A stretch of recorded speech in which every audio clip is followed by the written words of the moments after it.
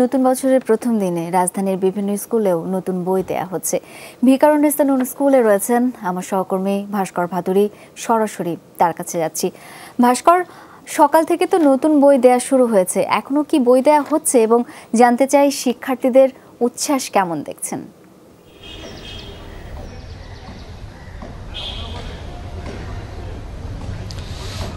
প্রথমে একটি বিষয় যে সরকারের যে সিদ্ধান্ত এবং সরকারের সিদ্ধান্তর প্রেক্ষিতে যে কার্যক্রম চলছে সে প্রেক্ষিতে কিন্তু যে সরাসরি শিক্ষার্থীদের হাতে বই তোলার যে বিষয়টি সে বিষয়টি কিন্তু অনেকটাই নিরুৎসাহিত করা হচ্ছে এবং তার প্রেক্ষিতেই মূলত সকাল 8:30-8টার কিছু পর থেকে রাজধানীর বিভিন্ন স্কুলে নতুন বছরের নতুন বই যে তুলে দেওয়ার উদ্যোগ সেই তুলে দেওয়ার উদ্যোগ কিন্তু চলছে এবং বইগুলো কিন্তু যতদূর চেষ্টা করা হচ্ছে অভিভাবকদের হাতে তুলে দেওয়ার ব্যবস্থা গ্রহণ করা হয়েছে এবং একই সাথে অন্যান্য সময় যে বিষয়গুলো চলে যে সাধারণত শিক্ষার্থীদের উচ্ছ্বাস, অভিভাবকদের উচ্ছ্বাস, সেই পরিমাণ কিন্তু চিত্র এখনো দেখা যাচ্ছে না।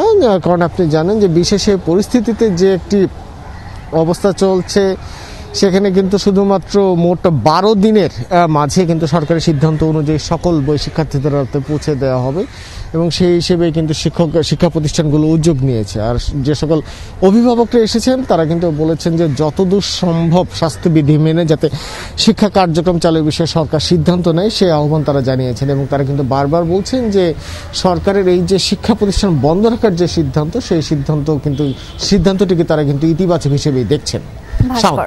ধন্যবাদ আপনাকে।